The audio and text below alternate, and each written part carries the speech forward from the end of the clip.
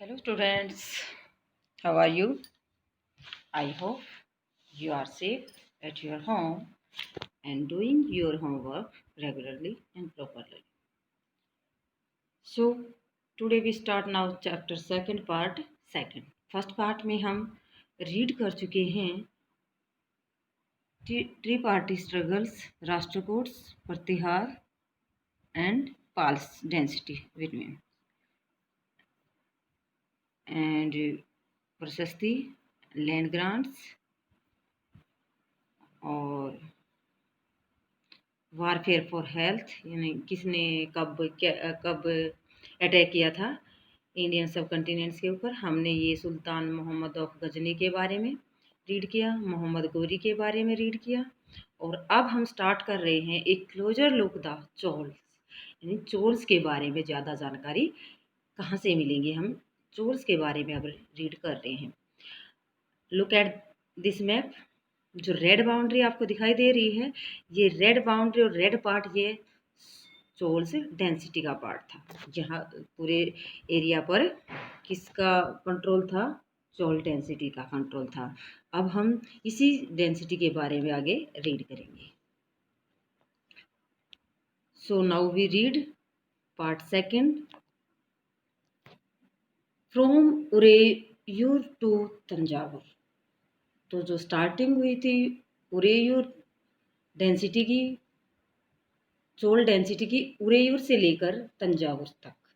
How did the Cholas rise to powers. जो चोल्स थे उनकी जो पावर थी कैसे ऊपर उठी, कैसे उदय हुई। A minor chiefly family known as the Muttaraiyar held power in Kaveri delta. एक छोटी सी मुखिया की फैमिली मुटियार वंश के रूप में जानी जाती थी। कैसे उसने कावेरी डेल्टा पर अपनी सत्ता को या पावर को फैलाया। They were subordinate to the Pallava kings of Kanchipuram. वो किसके अधीन काम करते थे? ये मुटियार जो फैमिली थी इस चीफ के रूप में काम करते थे, subordinate of the Pallava kings. कहाँ के राजा? कांचीपुरम के। Vijayalaya who belong to the ancient chiefly family of Chola from Uraiyur. जो उरेयूर स्थान है वो चोल डेंसिटी की जो फैमिली थी, ये चीफली फैमिली थी, उससे ही बिलोंग रखते थे विजालय, जिसको हम founder of the Chola density कह सकते हैं। यानी कि जो चोल राजवंश का संस्थापक था वो कौन था? विजालय था। Capture the delta from the Muttaraiyar in the middle of the 9th century. 9th century के बीच से उन्होंने कैप्चर कर लिया था किसकी फैमिली पर? मुटेयार की फैमिली पर। He build the town of Thanjavur. कौन सा शहर बसाया उन्होंने? तंजावुर नाम का शहर बसाया। And the temple for goddess Nisumbhasudini. तो जो मंदिर है निसुम्ब सुधिनी का वो भी वहां पर बनवाया। किसके द्वारा? विजयले के द्वारा बनवाया था। कहाँ बनवाया? तंजावुर के अंदर, और तंजावुर शहर भी बसाया। The successor of the Vijayalaya conquered neighbouring region and the kingdom grew in size and power. जो आने वाली पीढ़ियां थी किसकी? विजयले की। आने वाले जो उत्तराधिकारी थे उन्होंने नेबरिंग एरिया को भी जीत लिया था, कंकर्ड कर लिया था। जो राजधानी थी उसका साइज को बढ़ा लिया था और अपनी पावर को भी क्या कर लिया था? ग्रू कर लिया था। The Pandey and the Pallav territories to the south and north were made part of this kingdom. North में और साउथ में जो पांड्या और पल्लव डेंसिटी थी उनको भी अपनी किंगडम में इन्होंने शामिल कर लिया था।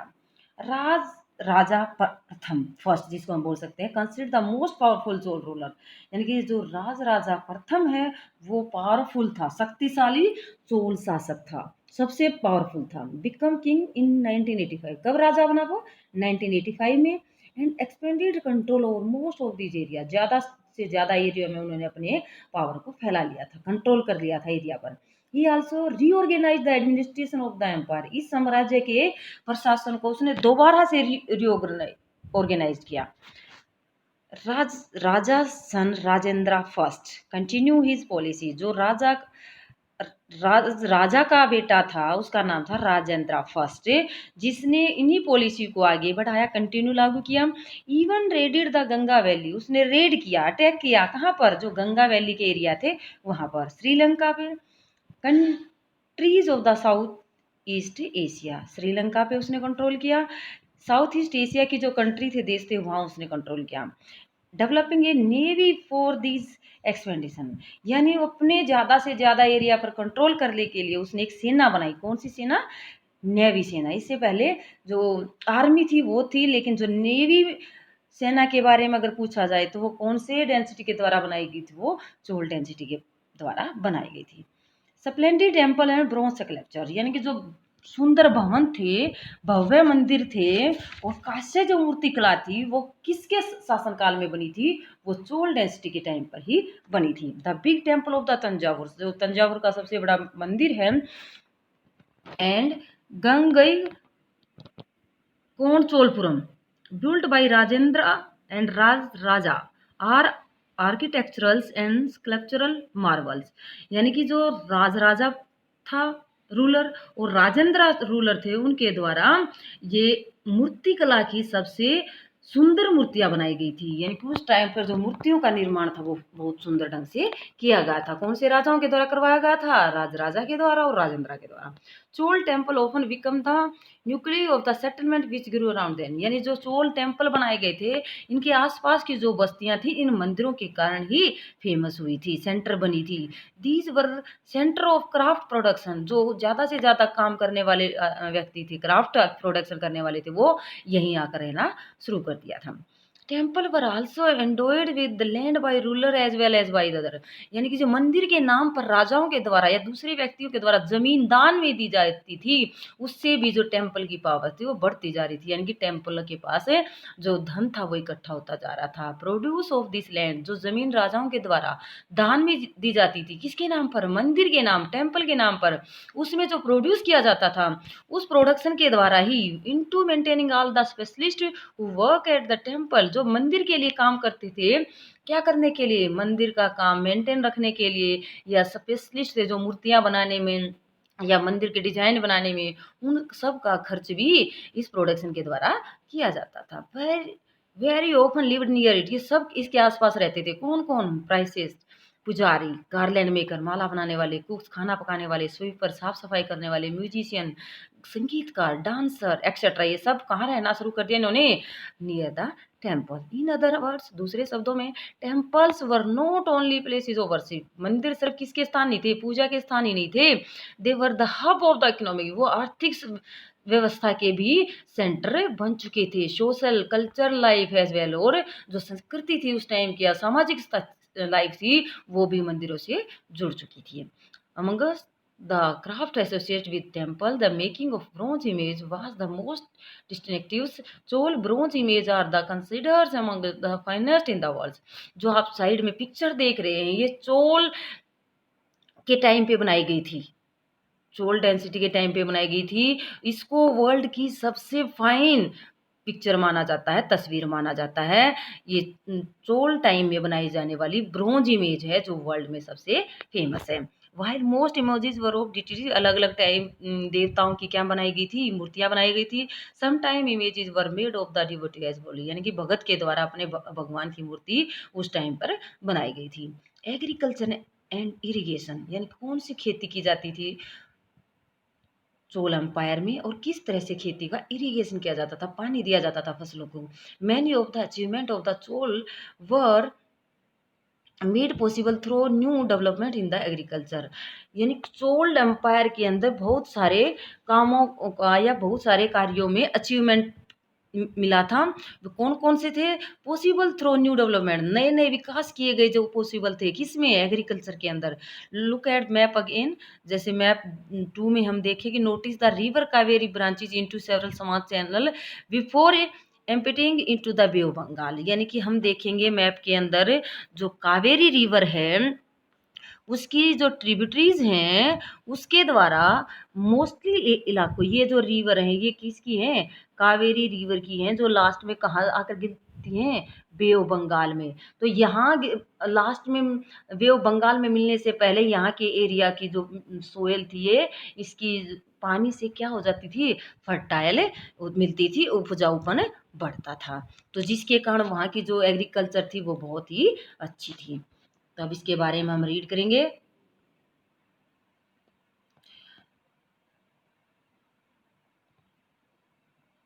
बे of Bengal. These channel overflow frequently, कई बार ये जो पार्ट थे किसके थे, कावेरी ब्रांचेस थी, उसके द्वारा कई बार फ्लड आने पर जो आसपास के नेबरिंग एरिया थे वहाँ पर जो मिट्टी थी, पानी के साथ बहने वाली मिट्टी थी, वहाँ पर डिपॉजिट हो जाती थी। Water from the channel also provide the, और इन्हीं चैनल से, इन्हीं ब्रांचेस से जो पानी की सप्लाई थी, वाटर सप्लाई थी, वो भी यहाँ के फील्ड तक पहुँचाई गई थी।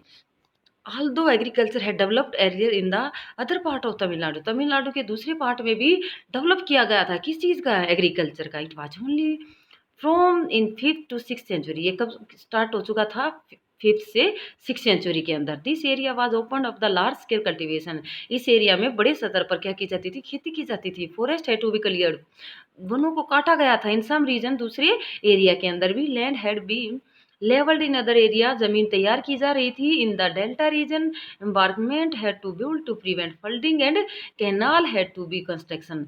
तो यहाँ पर डेल्टा का जो एरिया था, कावेरी डेल्टा का एरिया था, यहाँ पर फ्लड को रोकने के लिए क्या बनाए गए थे, बड़े बड़े जो रिवर के किनारे थे वो थोड़े से ऊंचे किए गए थे, कैनाल बनाई गई, नहरें बनाई गई थी, नहरों का कंस्ट्रक्शन किया गया था।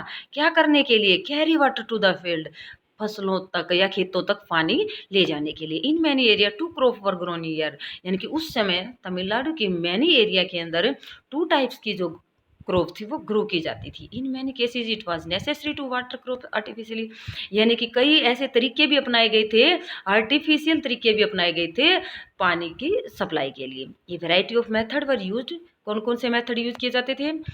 इन सम एरिया वेल्स वर डग, कुछ एरिया में कुओं को खोदा गया। In other places huge tank were constructed, बड़े बड़े तालाब बनाए गए टू कलेक्ट रेन वाटर, क्या इकट्ठा करने के लिए, रेन वाटर को।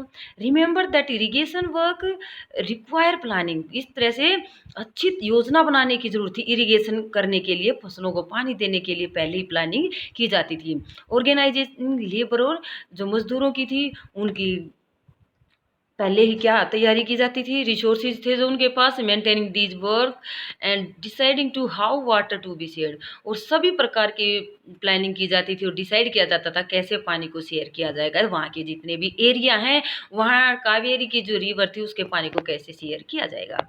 मोस्ट ऑफ न्यूज रूलर, जो नए शासक थे वहाँ के, as well as people living in villages, जो गाँव में लोग रहते थे, वो भी to an active interest in this activity, सब अच्छी तरह से भाग लेते थे इन सभी एक्टिविटीज में। The administration of the empire, Chola empire का जो एडमिनिस्ट्रेशन था, प्रशासन था, वो कैसा था। How was the administration organise, उन्होंने किस प्रकार प्रशासन को ऑर्गेनाइज किया गया था। सेटलमेंट ऑफ पीसेंट, किसानों को रहने की जो बस्तियां थी, नोन एज ए उर, जहाँ किसान रहते थे, किसानों की बस्तियों को क्या बोला जाता था, उर बोला जाता था। Became prosperous with the separate of irrigation agriculture, यानी कि जो पानी के द्वारा एग्रीकल्चर थी उसका जो प्रोडक्शन था वो अच्छा होता था, जिससे जो पिसेंट थे वो क्या थे, समृद्ध थे, अमीर थे। Group of such village form large unit called Nadu, गांव के बड़े समूह को किस नाम से जाना जाता था, नाडू, यानी कि जहां आसपास किसान रहते थे उनकी बस्ती को उर बोला जाता था, लेकिन एक बड़े एरिया के गांव के एक बड़े ग्रुप को नाडू बोला जाता था। द विलेज काउंसिल, गांव के जो परिषद है, Nadu perform several administrative function including dispensing justice, collecting tax, जो विलेज काउंसिल थी उसके द्वारा कई कार्य करवाए जाते थे। जो एडमिनिस्ट्रेशन फंक्शन थे, प्रशासनिक कार्य थे, कौन कौन से थे वो, जस्टिस, न्याय था, और दूसरा काम क्या था, कलेक्टिंग टैक्स, इकट्ठा करना, किसको, लगान को, टैक्स को। Rich peasant of the Vellala caste exercise considerable control over the affair of the nadu, जो किसानों का एक ग्रुप था जिसको वेलाल बोलते थे। वेलाल जाति के जो किसान थे वो क्या थे, अमीर थे, और उसका कंट्रोल क्या होता था, जो कंप्लीट नाडू ग्रुप होता था विलेज का, उसके ऊपर उनका कंट्रोल होता था। कौन सी कास्ट के किसानों का, वेलाल कास्ट के था। Under the supervision of the central Chola government, वो किसके अंदर काम करते थे, जो सेंट्रल चोल गवर्नमेंट थी उसके सुपरविजन में काम करते थे। The Chola king gave some rich land owners title, जो चोल राजा थे उनके द्वारा अमीर किसानों को टाइटल दिए गए थे, जैसे मुदेवलन, क्या नाम दिया जाता था? मूवेंद्रनम, ए वेलन और पीसेंट सर्विंग 3 किंग्स। यानी कि एक ऐसा किसान जो 3 राजाओं को अपनी सेवा प्रदान करता था, ऐसा किसान जो 3 राजाओं की सेवा करता था, उसको क्या बोलेंगे? मूवेंद्र वेलन। अरियार्स, जिसको चीफ बोलते थे, मार्कर ऑफ रिस्पेक्ट, अरियार जैसी उपाधि दी जाती थी जिसको सम्मान के रूप से माना जाता था। Instituted them with important office of the state at the centre. इस प्रकार उन्होंने कई महत्वपूर्ण काम सौंपे जाते थे, किसको? एरियार को और मूवेंद्र वेलन को। ओके स्टूडेंट्स, अब यहाँ रीड करेंगे हम टाइप ऑफ लैंड। इसी लेसन के हम अंदर हमने पढ़ा था कि जो पहले 400 टैक्स के बारे में, वैटी के बारे में, कदमई के बारे में, तो अब यहाँ पढ़ेंगे टाइप ऑफ लैंड, वो था टाइप ऑफ टैक्सेस। अब यहाँ लैंड कितने प्रकार की थी? फर्स्ट लैंड है यहाँ पर वेलन वैगई, क्या बोलेंगे इसको? वेलन वैगई। वेलन वैगई जो पार्ट था लैंड ऑफ नॉन ब्राह्मण पीसेंट, यानी कि जो गैर ब्राह्मण व्यक्तियों के, जो ब्राह्मण थे नहीं थे, उन किसानों की प्रॉपर्टी को वेलन वैगई बोले जाते थे। ब्राह्मण देया, यानी कि जो ब्राह्मणों को गिफ्ट के तौर पर लैंड दी जाती थी, उसको साल भोग, यानी कि किसी स्कूल को मेंटेन रखने के लिए जो जमीन दी जाती थी उसको साल भोग बोलते थे। देवदानम, जिसको मंदिर के लिए गिफ्ट किया जाता था, उस जमीन को क्या बोलते थे? देवदाना या तिरुनमटू कनिंग, तिरुनमटी कनिंग। और लास्ट है पल्ली चंदनम, पल्ली चंदनम, land donated to Jain institute, जो जैन धर्म है उनके लिए जो जमीन गिफ्ट की जाती थी उसको बोलते थे पल्ली चंदनम। ओके, ये 5 टाइप ऑफ द लैंड्स।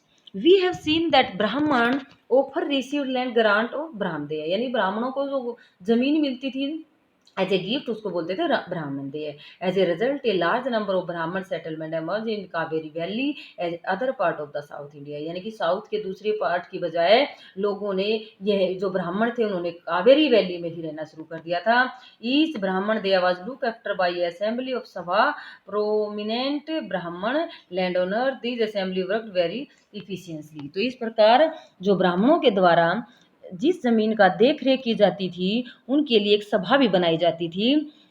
यह सभा दीज असेंबली वर्क करती थी, बिल्कुल अच्छी तरह से, कुशलता से वर्क करती थी।